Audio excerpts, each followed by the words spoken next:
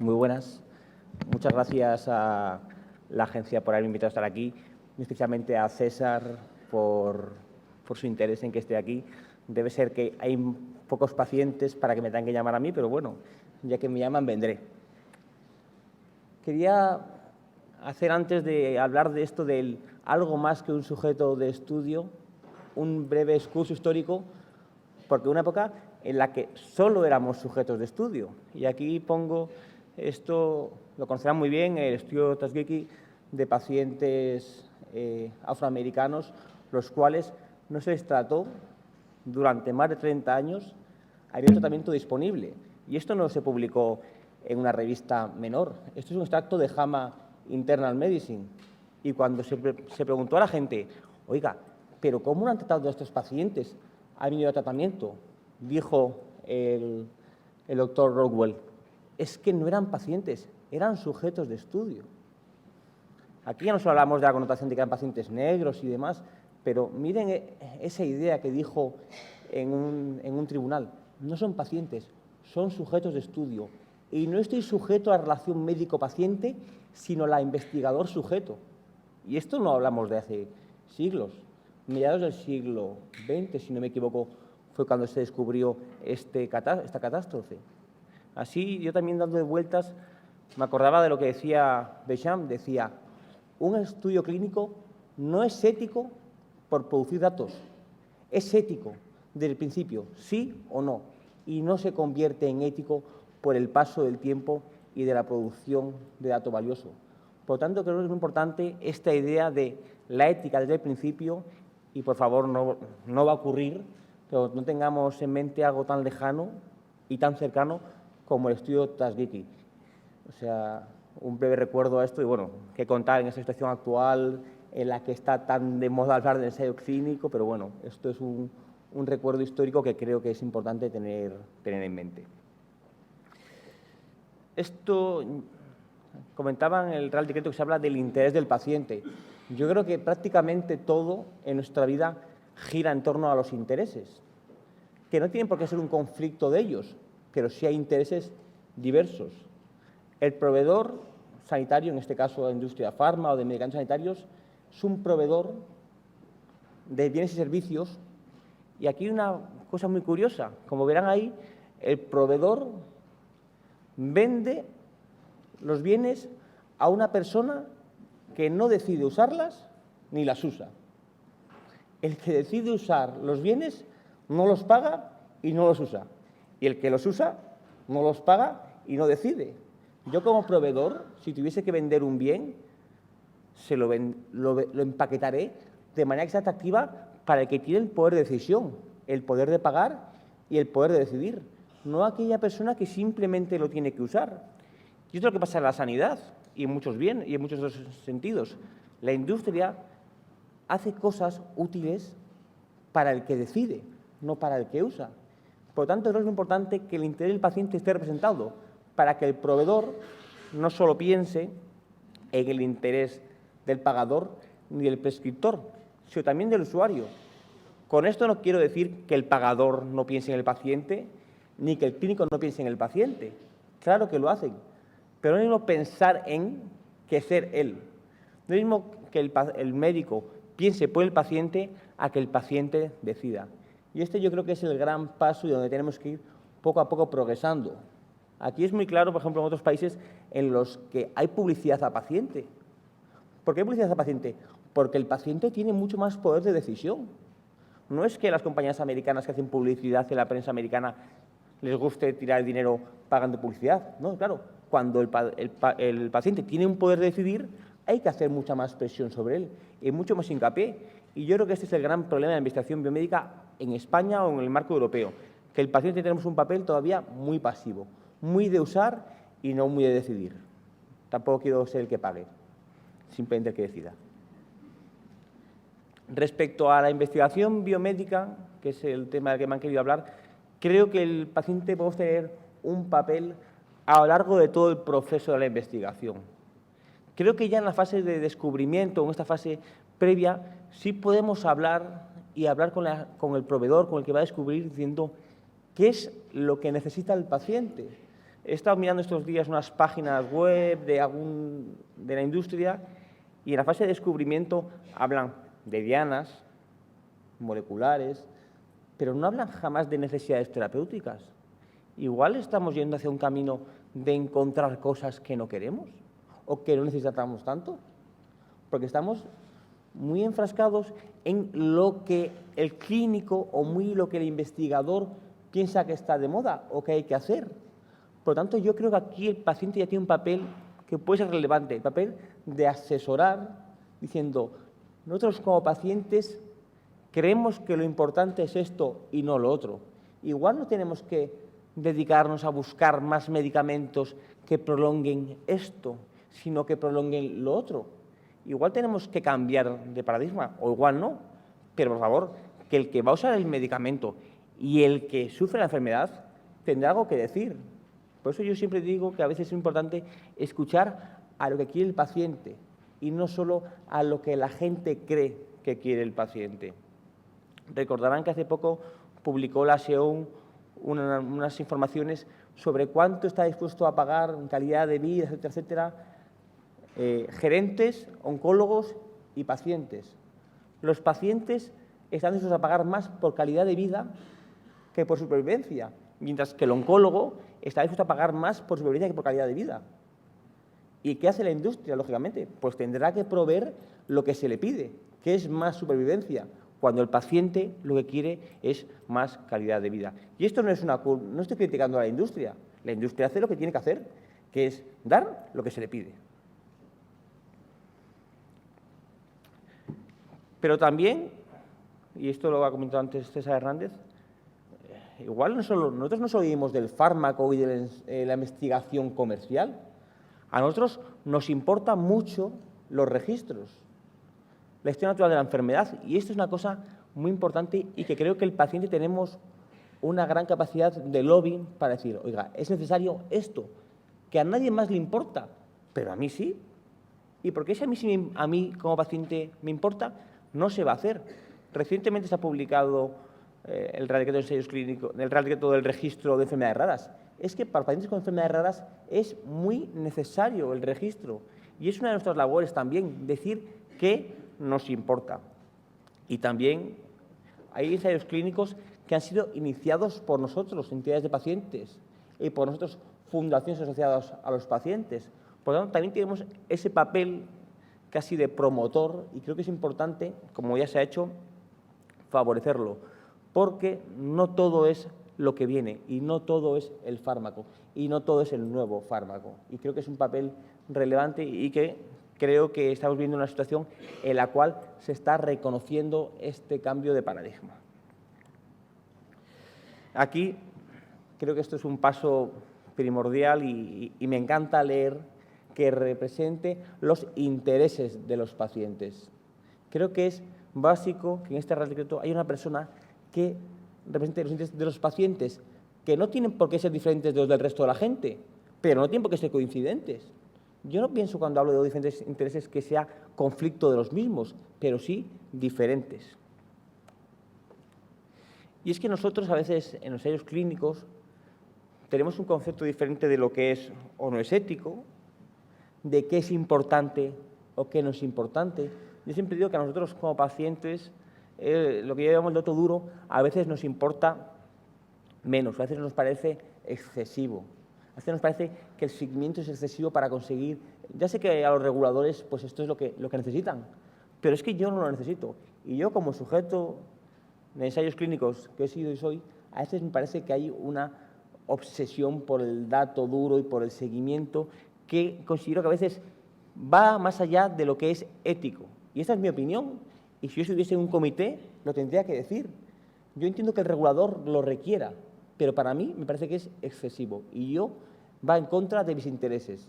Aquí está el conflicto típico de lo societal contra lo individual, pero por favor, déjenos decir lo que nos parece que hay conflicto y que a veces hay un exceso, hay un amor por el dato duro que nosotros no compartimos. Y a nosotros, sin embargo, sí nos importa mucho el dato de calidad de vida. Recientemente hemos participado en un IPT de un fármaco muy interesante y vemos que no ha habido nada de calidad de vida, cuando es un fármaco que es para los pacientes muy relevante. y decimos, ¿qué ha pasado con esto? ¿Por qué no se le ha dado valor a esto que para nosotros es lo que nos puede cambiar realmente la vida? Y por eso nos gustaría estar en la fase previa de decir, oiga, cuando diseñen esto, piensen en algo más que en el número anual de sangrados. Porque para mí es más importante mi calidad de vida que tener 5 o 6 sangrados al año. Y aquí creo que las agencias reguladoras lo han hecho muy, muy bien. No es por hacer la pelota al que me ha invitado, pero sí lo creo de verdad. Creo que la EMA lo ha hecho muy bien en su CHMP, en el Comité de Huérfanos, la agencia invitándome, o sea que creo que los agentes reguladores lo han hecho muy, muy bien. Otro punto que también creo que es importante en la fase del ensayo clínico es el consentimiento informado. Ahí ven la definición, expresión libre voluntaria, sujeto de ensayo, tal, tal. Yo he recibido muchos y muchas veces cuando los firmo creo estar firmando el contrato de la ADSL con Yastel y no de una cosa que me está dando mi médico en mi hospital. Sinceramente lo digo. Y creo que hay que hacer todos un esfuerzo por hacerlo comprensible de verdad. Porque a veces es complicado consentir voluntariamente algo que no entiendes, algo que no sabes lo que es y algo que eres incapaz de conocer como paciente de la calle lo que es. Y yo creo que estaría muy, muy bien que los promotores cogiesen a un grupo de pacientes no expertos, sino a un grupo de pacientes, como llamo yo, soldados de la patología, se dicen, oiga, ¿y usted entiende esto? ¿O para usted esto es el contrato de adhesión que firma porque tiene que firmar? Y yo se lo digo, yo he firmado muchos y el último eran 16 páginas y, sinceramente, yo no sé muy bien lo que acabé firmando. Yo solo tengo que ir por el hospital una vez al mes. Es lo único que me ha quedado claro, el calendario de visitas. Y creo que es una cosa que deberíamos cambiar todos. Y creo que es un papel importante del paciente, el poder darle a esto otro toque. Porque, claro, consentir informadamente de lo que no has informado no es consentir, es aceptar, como se acepta la telefonía o las tarjetas de crédito. Y también tenemos un papel, creo que importante a la hora de informar e incluso, lo tendría que haber puesto entre comillas, reclutar.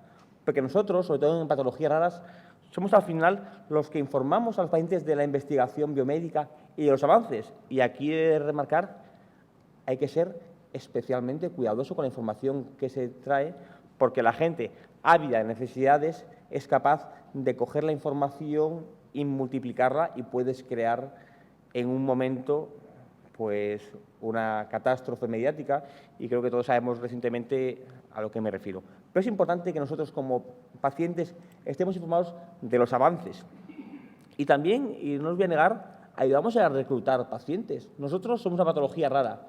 En España hay 3.000 pacientes con hemofilia y hay algunos ensayos clínicos para subgrupos muy especiales. Y te llaman diciendo, mira, es que de mi centro ya tengo a todos tanteados. ¿Tú a quién conoces? ¿Me podrías hablar con ellos para ver si les interesa? Esto es una labor que hacemos con frecuencia, pero que hacemos yo creo que totalmente fuera de normativa, no es ninguna ilegalidad, pero es una labor que hacemos y que no está reconocida. Y creo que es importante. Y en enfermedades raras les puedo asegurar que es bastante común. Y otra cosa es informar sobre el ensayo clínico, sobre las generalidades, para veces también sobre los resultados de los ensayos clínicos. Porque otra cosa muy curiosa, yo cuando participo en un ensayo clínico se me informa de que empiezo, pero no se me informa de ni cuándo acabo, ni de qué pasó con esos datos. Y aquí nosotros es una cosa que también intentamos hacer con los pacientes cercanos a nosotros y son socios, darles información relativamente periódica de los resultados de los ensayos clínicos que han participado y de los que no, o sea, en general. Yo creo que es una labor muy importante, el estar informado de los ensayos clínicos, en su generalidad. Luego, en la fase de aprobación, permítanme, como ustedes bien saben, hace falta balancear los riesgos y los beneficios. El regulador tiene que balancearlo de una manera que haya el balance de riesgo-beneficios sea favorable. Para ellos, yo creo, desde el punto de vista que solo son importantes las piezas de abajo, mientras que para el paciente a veces es mucho más importante las piezas de arriba. Para mí, como paciente, estoy a veces dispuesto a muchísima más incertidumbre, muchísima más de la que estarían dispuestos ustedes, porque yo soy el que tengo una necesidad clínica no cubierta y el que tengo la mala calidad de vida y el que tengo la carga de enfermedad. Por lo tanto, para mí, el balance será muy diferente al que es para ustedes. Y es lógico, no quiero que me hagan caso a mí. Por favor, también piensen en qué estoy yo dispuesto. Este gráfico lo he sacado de un journal y es lo de los procesos adaptativos, que por cierto, según he estado viendo, prácticamente en muchos foros prácticamente piensan que es una cosa de la industria para comprarnos a nosotros los pacientes y poder vender antes el fármaco.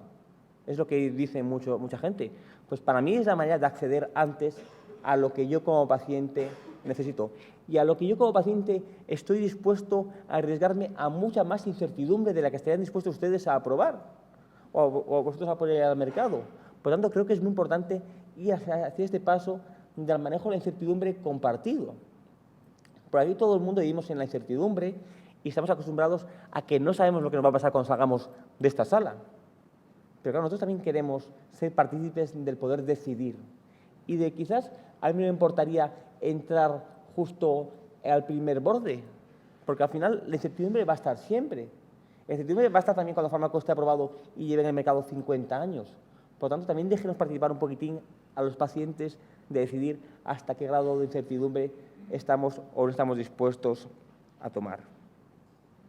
Aquí, ya lo conocerán probablemente, es un fármaco que se aprobó bajo condiciones excepcionales, si no me equivoco. Es el primer fármaco en que los pacientes estuvieron participando en las discusiones por primera vez. Y si ustedes leen el EPAR, verán cómo el desarrollo del fármaco pues, fue un poco azaroso, cómo no quedaba muy claro, hubo problemas con los pivotales, pero luego al final hay una pregunta que hacen a los clínicos y a los pacientes y les dicen, con todos los datos que tienen, ¿ustedes creen que este fármaco tiene un balance de riesgo-beneficio? Y dicen los pacientes, debido a la enfermedad que es, sí. Y estamos dispuestos a sortear los riesgos y estamos dispuestos a aceptar que este es un fármaco en dudas, cosa que los reguladores no estaban muy por la labor. Y aquí yo creo que fue un gran éxito de la EMA en esta enfermedad, poner al paciente delante de la información dura de todos los datos, sentarles y decirle, mire, esto es lo que hay, usted sabe lo que es, usted dice que no puede salir a la calle a tomar el sol porque los dolores son insoportables. ¿Está dispuesto a arriesgarse? Y en este caso, los pacientes dijeron que sí, que estaban dispuestos y que querían que se aprobase el fármaco. Y esto no deja de ser, permítame que voy a ponerme a lo mismo, al trade-off entre evidencia y acceso. Nosotros estamos mucho más a favor del acceso y estamos mucho más a favor de lidiar con la falta de evidencia.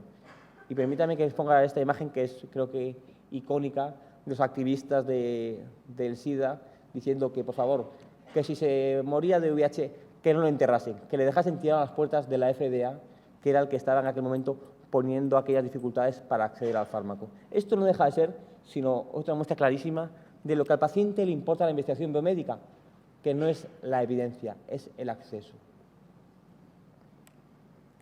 Por último, voy a ir ya concluyendo, no quería extenderme mucho, es la fase de la indicación de los fármacos, que ya es una fase final de la investigación biomédica, pero que para el paciente también es muy relevante. Nosotros hemos participado en una cantidad importante de IPTs y nosotros también queremos determinar el valor del fármaco una vez que ya esté autorizado y que ya se vaya a comercializar.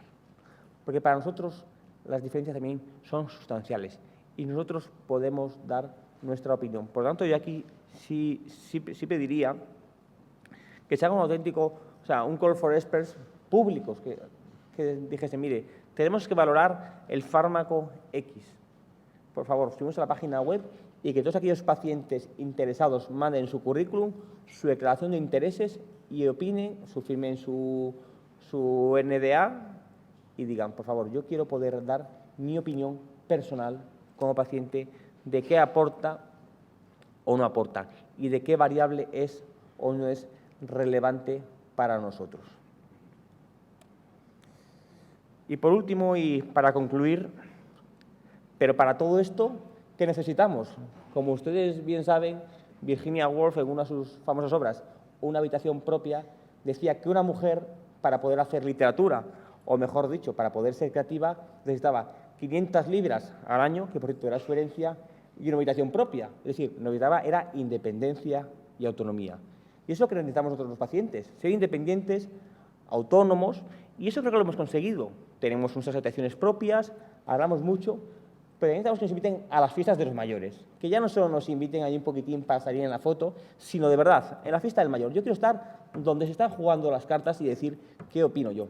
Por eso, además del dinero y de la habitación, queremos estar en las fiestas de los mayores. Y creo que es el paso que necesitamos. Y creo que lo estamos consiguiendo. Y otra cosa es, esto es culpa ya puramente nuestra, es salir, como diría Kant, de la autoculpable minoría de edad.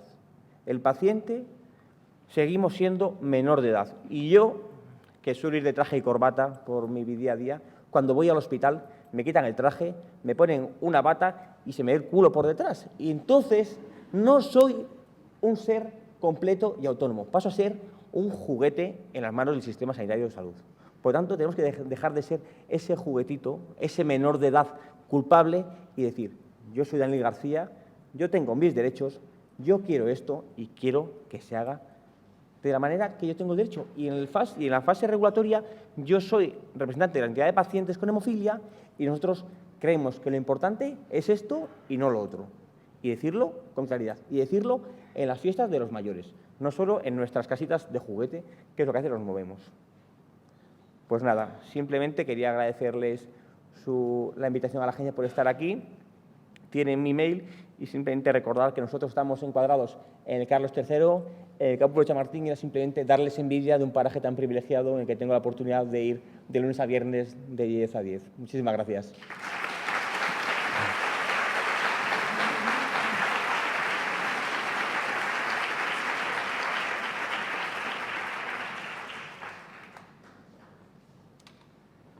Solamente para decir que vamos con un cuarto de hora de adelanto. Vamos a hacer la pausa para el café. De todas maneras, ahora este cuarto de hora lo ganamos para luego la discusión y las preguntas. Y lo único es que en vez de a las 12, como estaba previsto, pues a las 12 menos cuarto volvemos otra vez a